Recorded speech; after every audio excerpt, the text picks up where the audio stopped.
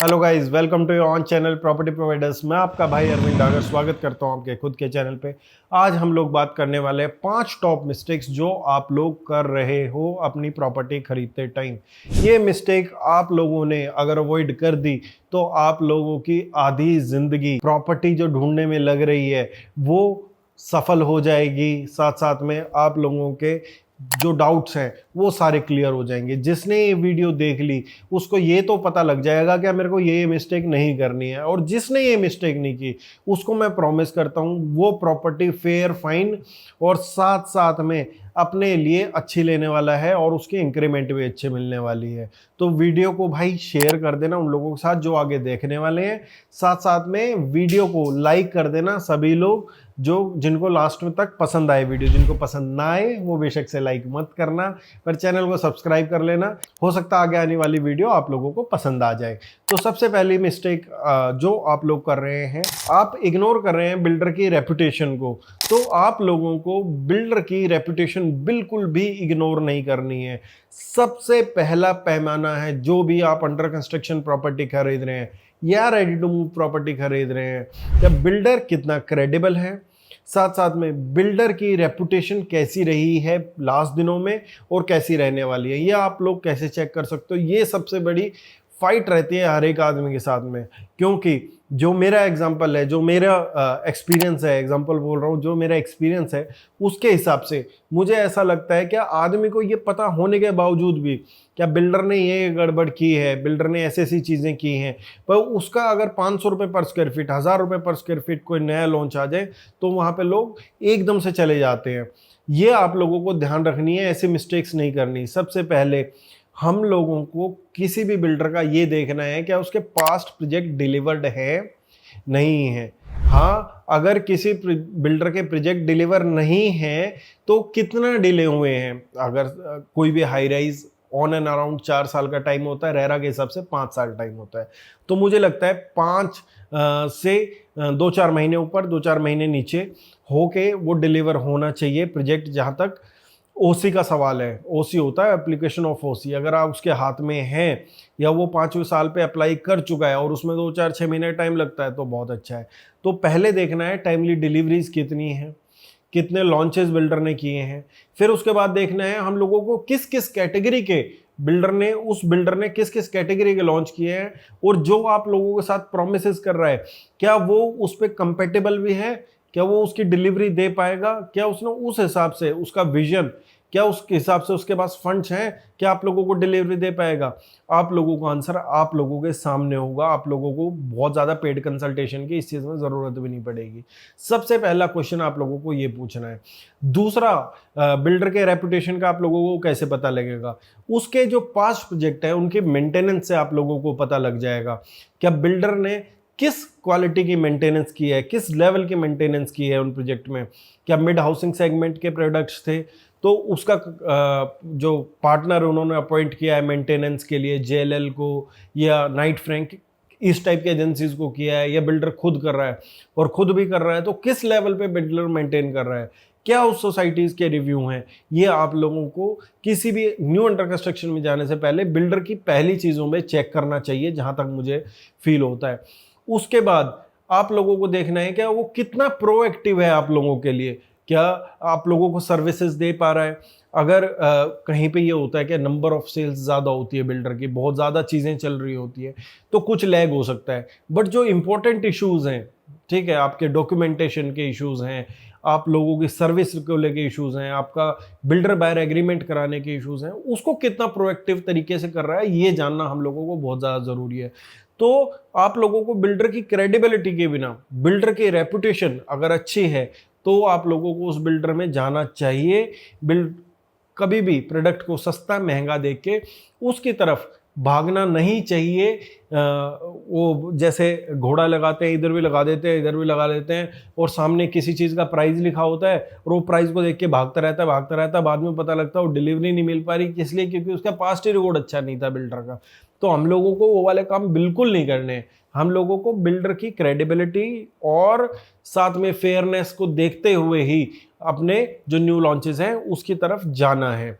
इसके बाद अगर हम लोग बात करें, दूसरी जो आप लोग सबसे बड़ी मिस्टेक कर रहे हैं वो कर रहे हैं, आप अवॉइड करते हैं लीगल डॉक्यूमेंटेशन को। लीगल डॉक्यूमेंटेशन बोलते तो समय, पर आज मैं 1 से 2 मिनट जो ये बीच में टॉपिक आया इसमें आप लोगों को इतनी इन्फॉर्मेशन दे दूंगा इस टॉपिक के बारे में, क्या आप लोगों को रियलाइजेशन हो जाएगी क्या हाँ कोई चीज़ सही है या गलत मैं इस वीडियो में बोल रहा हूँ। सबसे पहले हम लोगों को लीगल डॉक्यूमेंटेशन चेक करनी बहुत ज़्यादा ज़रूरी है बिल्डर की। अगर हम लोग अंडर कंस्ट्रक्शन देख रहे हैं कोई भी अपार्टमेंट, तो हम लोगों को 2-3 चीज़ें पता होना चाहिए, बहुत ज़रूरी है। और ये बेसिक टर्म्स है, कोई भी आप लोगों को प्रोवाइड करा देगा, अगर कोई भी प्रोवाइड नहीं कराता है तो आप खुद प्रोएक्टिव होके उन चीज़ों को कहाँ से देख सकते हैं ये भी मैं आप लोगों को बताऊंगा। अगर आप लोगों ने कोई भी अंडर कंस्ट्रक्शन प्रोजेक्ट लिया है तो रेरा से पहले उसका लाइसेंस लगता है किसी भी प्रोजेक्ट का, और लाइसेंस अवेलेबल होता है वेबसाइट पे, ठीक है। वेबसाइट जैसे हरियाणा की वेबसाइट है TCP, town and country planning, उस पर जो जो भी लाइसेंसेज लगते हैं तो वहाँ से आपका लाइसेंस पता लग जाएगा बिल्डर का, इसका लाइसेंस आया हुआ है, ठीक है, ये लाइसेंस है और ये नक्शा है, ठीक है। आप अपने जो भी आपकी गाड़ी कमाई, आप 5, 7, 6 करोड़ 8 करोड़ रुपए की प्रॉपर्टी खरीद रहे हैं, 2 करोड़ 3 करोड़ की प्रॉपर्टी खरीद रहे हैं, कुछ भी खरीद रहे हैं, तो उससे पहले उस नक्शे पे बैठे, ठीक है। या तो आप लोगों का जो कंसल्टेंट है वो इतना एक्टिव हो, उसने सब कुछ स्टडी कर रखा हो उस नक्शे के बारे में, जो आपके हर एक क्वेश्चन आंसर देने का मादा रखता हो। क्योंकि आज सब डिस्काउंट के पीछे भागते हैं, इन चीज़ों के पीछे भागना उससे भी ज़्यादा इंपॉर्टेंट है। अगर आप लोग कोई 2 करोड़ की प्रॉपर्टी ले रहे हैं तो अगर आप 2 लाख रुपए छोड़ भी देंगे तो उसमें कोई दिक्कत नहीं है, बट आप लोगों के लिए 2 लाख रुपए से ज़्यादा मायने ये है क्या बिल्डर ने बताया क्या मेरी ये टाउनशिप है 5 एकड़ 7 एकड़ में और इसमें मैं 3 टावर लेके आ रहा हूँ, फ्यूचर प्रोस्पेक्ट क्या है उसके, उस नक्शे में आप लोगों को फ्यूचर एक्सपेंशंस दिखेंगे, उस नक्शे में आपको जितनी लैंड कमर्शियल को दे रखी है उतनी दिखेंगी, उसमें आपको लिफ्ट लो भी दिखेगी, उसमें आपको क्लब हाउस का जो अलग एरिया है फ्यूचर एमिनिटीज के नाम पे वो दिखेगा। तो आप लोगों को लाइसेंस स्टडी करना जरूरी है। लाइसेंस अगर आप लोग नहीं देखते हो तो फिर आप लोगों को जो प्रोजेक्ट की बेसिक चीजें हैं वहां से आप शुरू नहीं कर सकते। और मैं उम्मीद करता हूं जो ये वीडियो देख रहा होगा आदमी, उसमें से जिसने भी पैसा, हालांकि 2018-19 में लोगों ने पैसा लगाया तो हर एक आदमी ने पैसा कमाया, बट वो अपने आप को आज इतना इंटेलिजेंट समझते हैं कि हमसे ज़्यादा बढ़िया कोई इन्वेस्टर नहीं है। बट उसमें आप लोगों को बता दूं कि हर एक आदमी ने पैसा कमाया है, सिर्फ आपने नहीं कमाया है। तो आप लोगों को ये देखना बहुत ज़्यादा ज़रूरी है कि मेरे को लाइसेंस के हिसाब से क्या फ्यूचर एक्सपेंशन आने वाले हैं, कैसे कैसे चीज़ें रहेंगी उसकी, ठीक है। नहीं आप लोगों को पता तो अपना कंसल्टेंट उस हिसाब से लो। ये हो गया। फिर इसके बाद आप लोग रेरा को चेक करेंगे, रेरा की हार्ड कॉपी आई है आप लोगों के पास, किस हिसाब से कितने एकड़ का रेरा है, लाइसेंस से मैच करता है नहीं करता है, सारी चीज़ें अंडर कंस्ट्रक्शन के बारे में आपको क्लियर हो जाएंगी। उसके बाद जब बुकिंग हो जाती है उसके बाद इन्वायरमेंटल क्लियरेंस आता है बिल्डर के पास, उसके बाद लेना पड़ता है। यहाँ पे गुड़गांव में स्पेशली इन्वायरमेंटल क्लियरेंस का बहुत ज़्यादा है, गुड़गांव में क्या बहुत सी जगह है, तो पूरे इंडिया में ही है, पर कुछ कुछ पोर्शंस में ज़्यादा है वो चीज़ें, ठीक है, जहाँ पे इन्वायरमेंट के लिए गवर्नमेंट थोड़ी सख्त है, कुछ एरियाज़ में थोड़ा सा कम है, तो इन्वायरमेंटल क्लियरेंस लेना पड़ता है, ठीक है। ये बहुत बड़ा लैग है कि ये रेरा के टाइम पे आना चाहिए, बट वो आता है बाद में, जो कंस्ट्रक्शन शुरू करने से पहले इन्वायरमेंटल क्लियरेंस लेना पड़ता है। तो ये कुछ लीगल डॉक्यूमेंट्स हैं अंडर कंस्ट्रक्शन के लिए।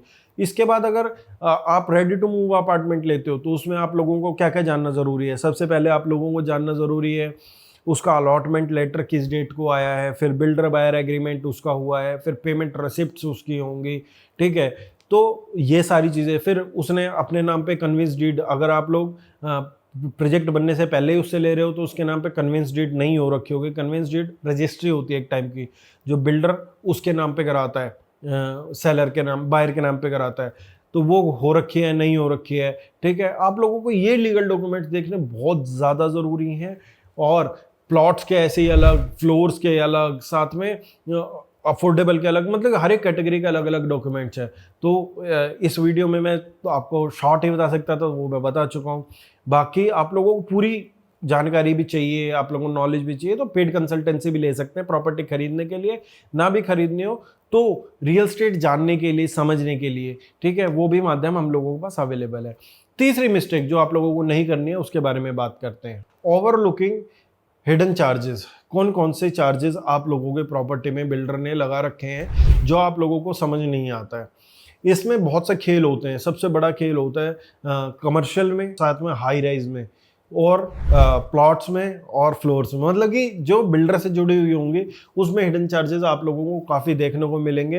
हिडन चार्जेस किन किन नामों पे होते हैं वो मैं आप लोगों को एक बार समझा देता हूँ। सबसे बड़ा गेम हिडन चार्जेस का पीएलसी में छुपा होता है।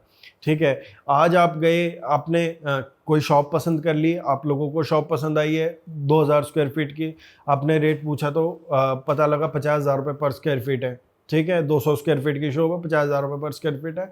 ठीक है, शॉप होगी एक्स वैल्यू की, 1 करोड़ रुपए की शॉप होगी। बट वहां तक आप लोगों को ये नहीं पता क्या उसमें पीएलसी कितनी है, क्या चीज़ें क्या नहीं है। ठीक है, जैसे आप नेगोशिएशन पे आगे बैठते हैं वहां पे पीएलसी की गेम खुलती है। अगर आप लोगों को पहले ही, जब भी कमर्शियल ले रहे हो, जब भी आप लोगों को रेजिडेंशियल ले रहे हो, तो आपको उसमें पीएलसी का पता होना बहुत ज़्यादा ज़रूरी है।